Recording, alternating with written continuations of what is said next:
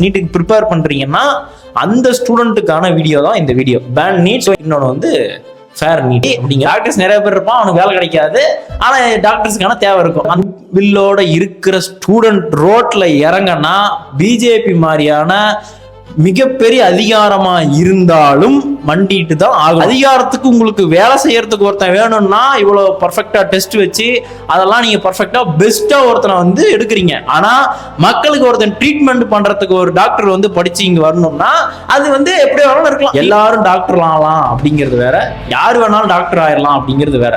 Students இல்ல youngsters பார்த்துருந்தீங்கன்னாவே உங்களுடைய எனர்ஜியை பவர்ல இருக்க பீப்புள் வந்து மிஸ்யூஸ் பண்றாங்க. இதுதான் உண்மை. சம்பந்தமே இல்லாம எக்ஸாமுக்கும் ஜாதிக்கும் ஜனநாயகனுக்கும் என்னடா சம்பந்தம்? வணக்கம் மக்களே. ஓவர் பிக்சரா என்ன நடக்கு, நம்ம நீட்டு வேணும் இல்ல வேண்டாம், பதவி விலகல அப்படிங்கிறத தாண்டி ஒரு சாதாரண மனுஷனுடைய பார்வையில இருந்து ஓவர் பிக்சர் கொடுத்தா எப்படி இருக்கும் அப்படிங்கறதுனாலதான் நான் கொஞ்சம் டிலேவா வீடியோ போடுறேன். அதனால இது வந்து யாருக்கான வீடியோனா, இது வந்து ஒரு ஸ்டூடெண்ட்டுக்கான வீடியோ. தமிழ்நாட்டில் நீங்க நீட் படிச்சுட்டு நீட்டுக்கு ப்ரிப்பேர் பண்றீங்கன்னா அந்த ஸ்டூடெண்ட்டுக்கான வீடியோ தான் இந்த வீடியோ. ஸோ இங்க வந்து நம்ம ரெண்டு விஷயத்த பார்க்கணும். என்னன்னா, ஒன்று வந்து பேண்ட் நீட், இன்னொன்று வந்து ஃபேர் நீட் அப்படிங்கிற ரெண்டு விஷயத்த. இதுல எது பெருசு, எது வந்து பரவாயில்ல, எதை பண்ணனா இங்க நான் வந்து நம்மளுக்கு பெஸ்ட் டாக்டர்ஸ் கிடைப்பாங்க அப்படிங்கிறத தான் நம்ம பார்க்க போறோம். ஸோ இது வந்து ஒரு ஸ்டூடெண்ட்டுக்கான ஒரு வீடியோ. நீட்டுக்கு ப்ரிப்பேர் பண்ணிட்டு நீட்லாம் படிக்கலாமா, அந்த பக்கம் போகாதீங்க, மூக்கிலே குத்துறாங்க அப்படின்னு மனநிலை கொண்டு போகாம ஸ்டூடெண்ட்டுக்கான ஒரு வீடியோ. ஸோ இப்போ எது பெருசுன்னு அடிச்சு பார்க்க போறோம். பேண்ட் நீட் அதை வந்து பேசுவோம். இங்க தமிழ்நாட்டில் ஒரு 15 வருஷமா இல்லை ஒரு 10 வருஷமாவே நீட்டை வந்து பேன் பண்ணணும் அப்படிங்கறத வந்து இங்க இருக்கிற அரசியல் கட்சிகள் வந்து பேசிட்டே இருக்காங்க. ஸோ இதுக்கு வந்து ஏதோ ஒரு ஸ்டூடெண்ட்னால படிக்க முடியாமல் போச்சுனாலோ இல்லை வந்து அவங்க அதுக்கான வந்து ப்ரிவிலேஜ் இல்லைனாலோ சூசைட்ஸ் நடக்குது. அந்த சூசைட்ஸை பர்ஃபெக்டாக அதை வந்து ஒரு பாலிட்டிக்ஸாக மாற்றிடுறாங்க. அதை மாற்றிட்டு அதை ஒரு ஐடியாலஜியாக மாற்றி ஸோ மாநிலங்களை மத்திய அரசு வந்து நசுக்குதுங்கிற மாதிரியும் இங்கே இருக்கிற ஸ்டூடெண்ட்ஸை வந்து படிக்க விட மாட்டேங்கிறாங்க அப்படிங்கிற மாதிரியான மனநிலையை இந்த அரசியல் ஐடியாலஜி வந்து உருவாக்கிடுறாங்க. நான் வந்து ஸ்டூடெண்ட்டுக்காக சொல்லிட்டு இருக்கேன். ஸோ நீங்க படிக்கிறீங்க அப்படின்னா பேண்ட் நீட் அப்படிங்கிறது ஒரு பெஸ்ட் டாக்டரை உருவாக்குமான்னா கண்டிப்பா உருவாக்காது. ஒருவேளை நீட்டை வந்து பேன் பண்ணிட்டாங்க அப்படின்னா என்ன நடக்கும்? ஒன்றும் நடக்காது. எல்லாருமே டாக்டர் தான். நான் சிம்பிளா புரிய வைக்கணும்னா, இப்ப வேர்ல்டுல இன்ஜினியர்ஸ்க்கான பெஸ்ட் இன்ஜினியர்ஸ்க்கான தேவை இருக்கு. இந்தியாலையுமே பெஸ்ட் இன்ஜினியர்ஸ்க்கான தேவை இருக்கு. ஆனா இங்க படிச்சு வரவெல்லாம் இன்ஜினியரா இருக்கானா? இல்ல. இப்ப இருக்கிற இன்னைக்கு இன்ஜினியரிங் முடிச்சு வரவன்ட்ட ஆனோட இது கேத்தோட இதுன்னு கேட்டாலே அவங்க வந்து முழிக்கிற ஒரு மைண்ட் செட்ல தான் இப்ப இருக்க இன்ஜினியர்ஸ் வந்து இருக்காங்க. சில பேர் இல்ல, பல பேர். சில பேருக்கு தான் வந்து கொஞ்சம் அது பிடிச்சி அது கொஞ்சம் நாலேஜா பெஸ்ட் இன்ஜினியர்ஸா இன்ஜினியரிங் காலேஜ் வந்து வெளியே வராங்க. என்னை பொறுத்தவரைக்கும் இங்க இருக்கிற இன்ஜினியரிங் ஏன் இந்த அளவுக்கு கேவலமா போயிடுச்சு அப்படின்னா, இன்ஜினியரிங் காலேஜஸ்லாம் வந்துட்டு ஒரு டைப்ரைட்டிங் மிஷின் மாதிரி ஆயிடுச்சு. காசை கொடுத்தா சரக்குன்னு அடிச்சு நம்மளுக்கு வந்து டிகிரி சர்டிஃபிகேட்டை கொடுக்குற ஒரு இடமா மாறிடுச்சு. ஸோ அவனுக்கிட்ட போயிட்டு அவனோட இந்த ஐசி பத்தி சொல்லு, அதை பத்தி சொல்லுன்னா அவனுக்கு தெரியாது. அதான் உண்மை. இதனாலதான் இங்க இத்தனை இன்ஜினியர்ஸ் இருக்கும். ஏன் நானே ஒரு ட்ரிபிள் இன்ஜினியர் தான், அதுக்கப்புறம் தான் இதெல்லாம். ஆனா டாக்டர்ஸுக்கு அப்படி கிடையாது, ஓகேவா? ஏன்னா அவங்க ட்ரீட்மெண்ட் பண்றது ஒன்று உயிர். நீட்டை வந்து பேன் பண்ணா அதுல இருக்க டிஸ்அட்வான்டேஜ், இதுல இருக்க டிஸ்அட்வான்டேஜ் என்னன்னா, ஃபர்ஸ்ட் ப்ரொஃபஷனல்ஸ் டாக்டர்ஸ் நம்மளுக்கு கிடைக்கவே மாட்டாங்க. அது வந்து சிறப்பான ஒரு விஷயம். இதுல பேன் நீட்ல எல்லாருமே டாக்டர் தான், ஓகேவா? இங்க எல்லாருமே டாக்டருங்கிறது எல்லா சமூகத்தை சேர்ந்தவங்க டாக்டருங்கிறது இல்ல, அன்குவாலிஃபைடு பீப்புளும் டாக்டர் ஆயிடுவான் அப்படிங்கிறது தான். நானே டாக்டருக்கு மாதிரி கோட்டு போட்டு வந்து நின்றுருப்பேன், ஓகேவா?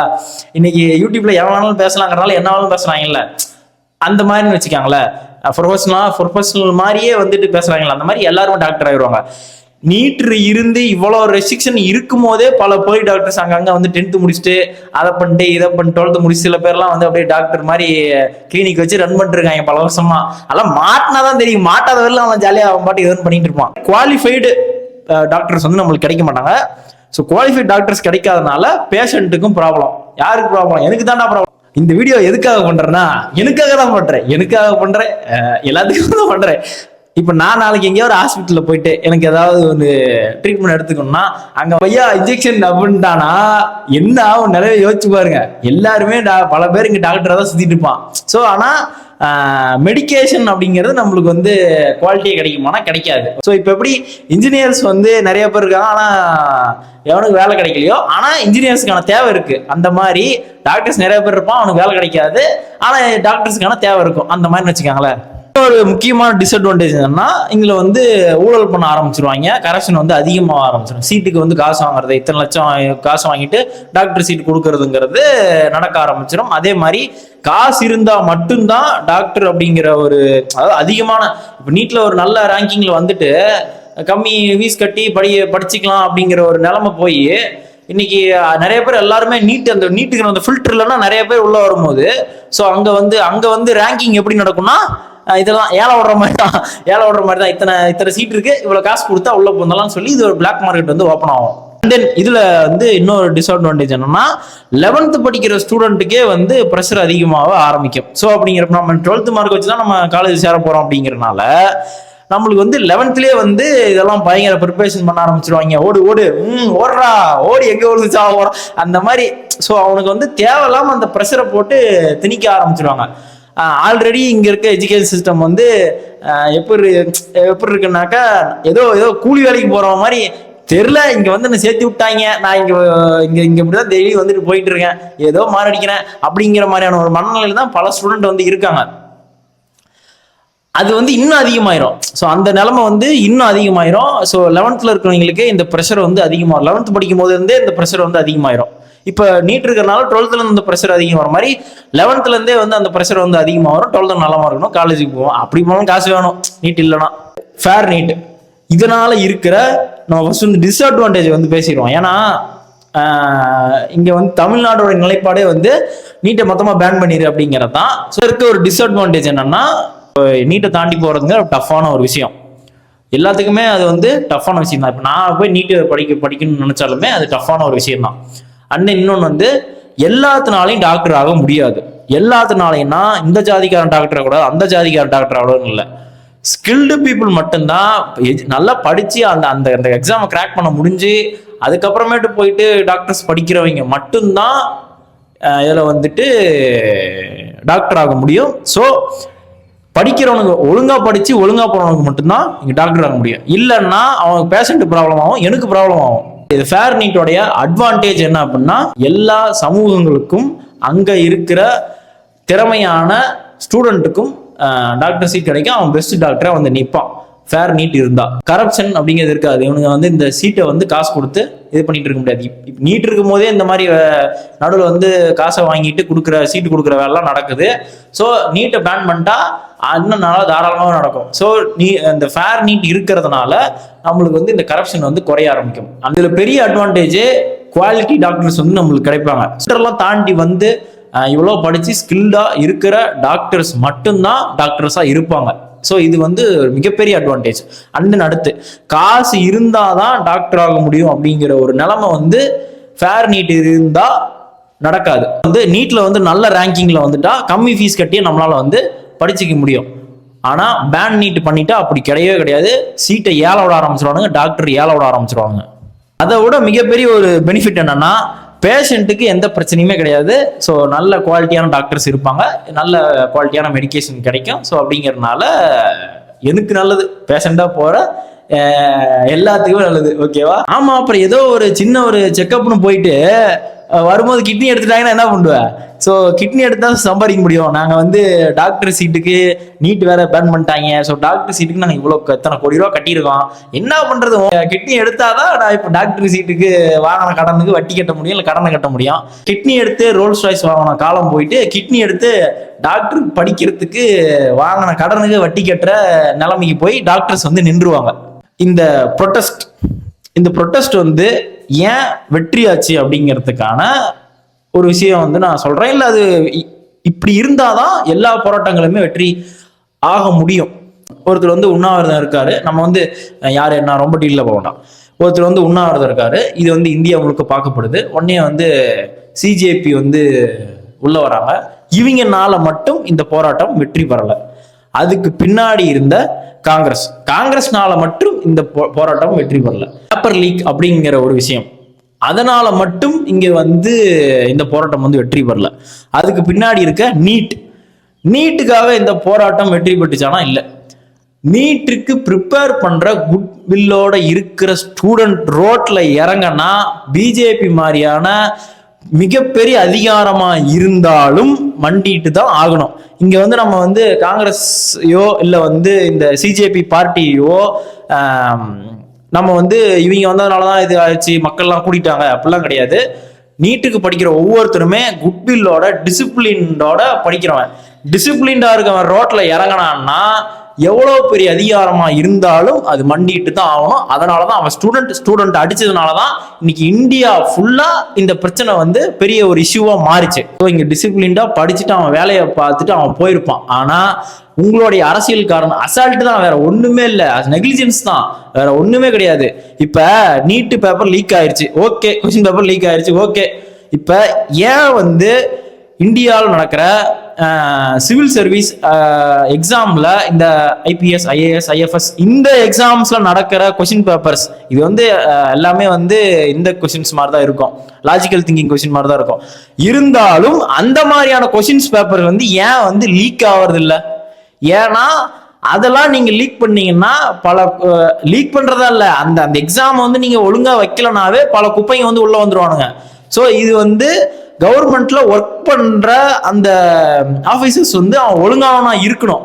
ஸோ அவன் ஒழுங்கானவனா இல்லைன்னா ஒரு நீங்க அந்த கவர்மெண்ட்டை ரன் பண்றதே இந்த மாதிரியான சிவில் சர்வீஸ் படிச்சவங்க தான். ஸோ அந்த ஆர்டர்ஸை வந்து பர்ஃபெக்டா மக்கள்கிட்ட போயிட்டு கொண்டு போய் சேர்த்துறது அண்ட் தென் இந்த மாதிரியான வேலையை பண்றது இந்த ஆபீசர்ஸ் தான்.